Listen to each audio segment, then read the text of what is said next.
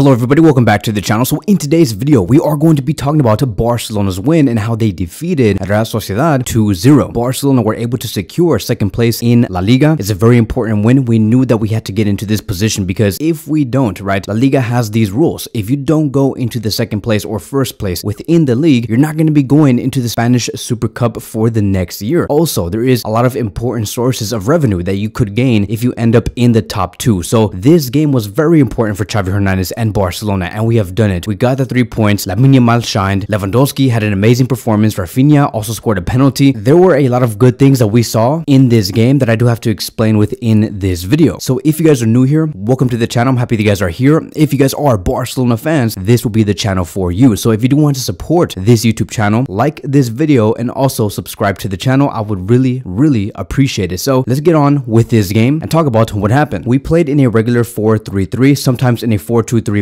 So our back line was Cancelo, Inigo Martinez, Cubarsí, and Koundé, with our midfield being Christensen, Pedri, and Gundogan. Our front three was Raphinha on the left, Lewandowski as the striker, and Lamine Yamal on the right wing position. So fast forwarding to the game, on the 19th minute, Ter Stegen made a huge save to deny Becker. Unfortunately, Cubarsí got outbodied by one of the players and one of the forwards of the opponent, and that is why Real Sociedad saw a very big opportunity in the first 20 minutes. About a minute later, Barcelona reacted. Cancelo made an incredible ball to Raphinha. Raphinha had the ball, he made a good run into the box, but he could not find the cross. Even though Gundogan and Lewandowski were free, Raphinha did not pick his head up fast enough to understand what was going on inside the box. So Barcelona were very close to scoring the first goal. One of the players that did stand out a lot was Cancelo. I'm going to be very honest, mainly because of the way that he was tackling many of the players. You can truly see that he's trying to prove his worth. We know that Cancelo is a player that Barcelona value a lot. Barcelona want to strengthen the left back position, and Cancelo knows this. He knows that he can go to Manchester City or to another team in the next season and not stay at Barcelona, and Barcelona have a decision to make, which is why we saw Cancelo have a great defensive display today. He had 1 clearance, 1 headed clearance, and 6 recoveries with 2 out of 2 successful dribbles. So he was very effective on the left flank. On the 22nd minute, Becker did score a goal. He shot the ball into the top left corner. Ter Stegen could not save it, but luckily he was in an offside position, and so it remained 0-0. 4 minutes later, on the 28th minute, Raphinha made a poor pass to Lewandowski. It was a moment where Barcelona won the possession against Sociedad because they were trying to play out from the back, but Barcelona got the ball very fast. Raphinha, for some reason, he gets nervous every time like we win the ball in the final third. He always misplaces a pass or makes a poor pass to either Gundogan or Lewandowski. And so again, it was another opportunity for Barcelona to make it 1-0, but we could not make it happen. And then by the time we got into the 30th minute, Cubarsí was tested a lot by Becker. That was like our conclusion. That was the game plan of Sociedad. There were so many times where we saw Becker go on a 1v1 against Cubarsí, and we're like, oh my god, like this is the game plan. The amount of long balls that were headed towards Becker. All Becker had to do was have the ball, be aggressive against Cubarsí, and it's an easy win. It's an easy way to get through Barcelona, and Cubarsí suffered a lot. You can truly see that the coach of Sociedad really studied how Real Madrid and Girona approached Barcelona, and that is by forcing the mistakes of Cubarsí to go through Cubarsí, because Cubarsí was making a lot of mistakes. Look at how he made that mistake and gave a penalty to Real Madrid. Yes, of course, Cancelo was part of the reason why Barcelona conceded a penalty, but overall, Real Sociedad were really looking for the mistakes of Cubarsí because they know that they can take advantage of the inexperience that he does have with him. He's only 17 or 18 years old, so of course, they were going to do the exact same thing. That was their source of a weak spot, and this is the reason why Araujo is so good in situations like this. Like, Araujo should have been in his position, but because Araujo was having some discomfort, he could not play in this game. So Araujo should have been in Cubarsí's position. You put Cubarsí on the left center back position with Cancelo, and this duel between Becker and Cubarsí would have never happened. Araujo would have ate this up like nothing. He's a monster in 1v1s. He would have outbodied Becker over and over again. And the reason why Cubarsí had to play on the right side within the defensive line was because Inigo Martinez was with him, and Inigo Martinez cannot really play on the right side. He's much more comfortable on the left center back position. So Cubarsí was forced to play on the right center back position next to Jules Koundé. A couple of minutes later, Raphinha hits the post with the ball. Gundogan cannot convert that from the rebound, and again, we're just like, oh my god, like when is the goal coming? Barcelona had so many chances by the 38th minute, but then 2 minutes later, on the 40th minute, Lewandowski, a player that many of the fan base likes to doubt, made an incredible through ball that went through like 2 or 3 different players. Like it was a Lionel Messi type of pass, or like a Xavi type of pass, or Iniesta. He made a through ball to Gundogan. Gundogan receives the ball in the final third, makes a cutback pass to Lamine Yamal, and Lamine Yamal makes it 1-0. Yamal made it look so easy dangerously. He puts the ball into the bottom left corner. I'm like, if only, right? If only Dembele could have finished like that in the semifinals of the Champions League against Liverpool. But Lamine Yamal made it look so easy. And because of that goal, he officially does have 16 goal contributions in his first professional season with FC Barcelona. And in the first half overall, Lamine Yamal provided these stats. 1 goal, completed the most dribbles. He was the most fouled player because of how dangerous he was, and he won the most duels. I'm gonna be honest, we are not even seeing 10 to 15% of what Lamine Yamal could be, right? So like, can you imagine Yamal in about 6 to 7 years in his prime? The fact that Lamine Yamal is already this dangerous at 17 years old or 16 years old, it's amazing. It's amazing to see that, because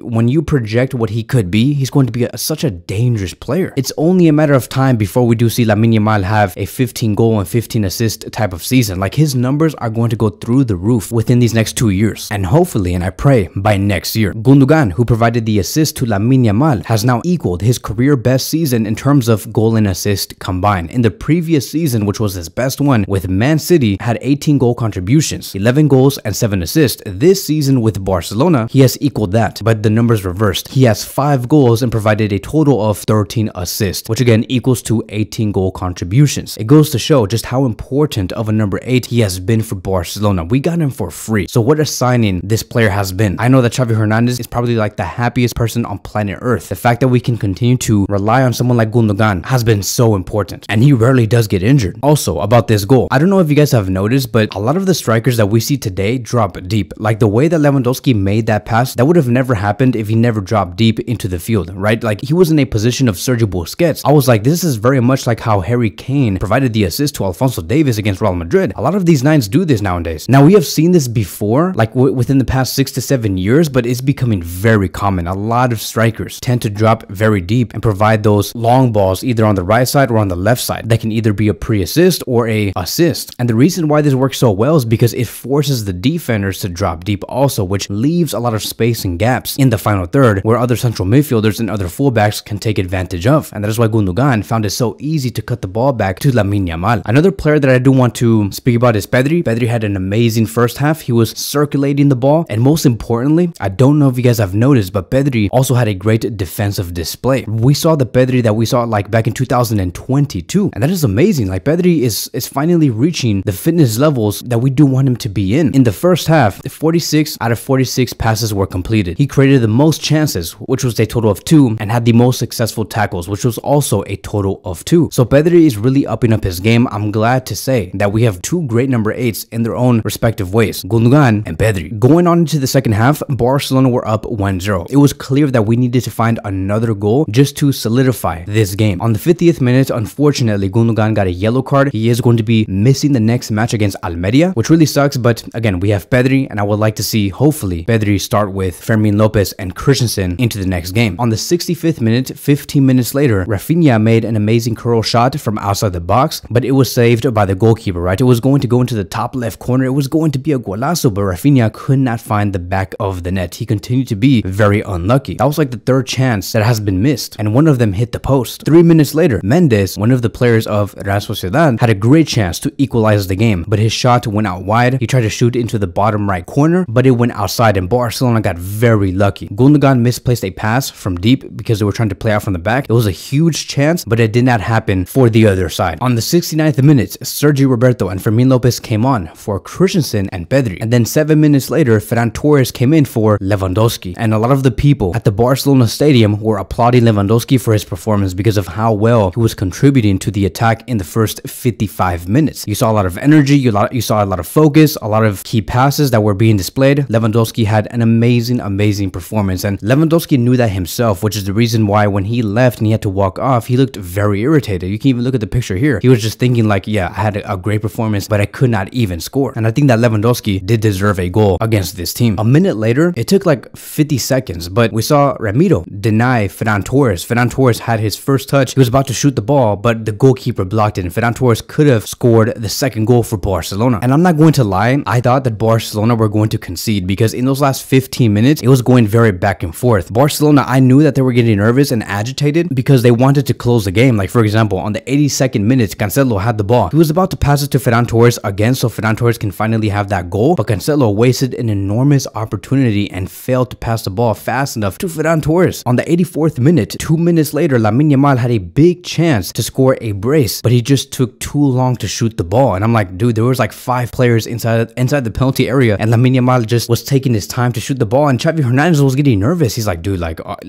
we better not concede a goal after all of these chances that we were getting. And then finally, the moment came. On the 88th minute, Barcelona were claiming a handball. Barcelona could not really get the VAR review until the play was over, because it took about 3 minutes for Barcelona to finish their play against Real Sociedad. And then finally the ref said, okay, now it's time to look at the VAR to see if there was an actual handball. And by the time we got into the 91st minute, the VAR was in full display, and they showed that not only was there a handball, but there were 2 handballs that took place inside the penalty area. And Ramiro got a yellow card for the handball, and Raphinha was handed the chance to take the penalty. Raphinha puts the ball into the bottom right corner. It was an unstoppable penalty. No goalkeeper could have saved that shot. And Raphinha, as soon as he scored the goal, he took off his shirt. He got the yellow card, but it showed on his shirt, "Pray for Porto Alegre." And that is because in Brazil, there's like this flood going on. And Raphinha, and this is the reason why Raphinha was trying to score so badly, why we saw him like miss 4 times, and why he was so close, is because he was agitated. He was really trying to look for the goal to really show more of what's going on at Brazil. And so I'm really happy. Barcelona played an amazing game, in my opinion. I will give it an 8 out of 10. It could have been better. This could have been a game where Barcelona should have won 4-0, maybe even 5-0, but we did what we could. We got the 3 points. We're back into second place. Girona is beneath us, and let's continue to fight. That is going to be wrapping up today's video. Thank you guys so much for watching, and I will see you guys in the next one.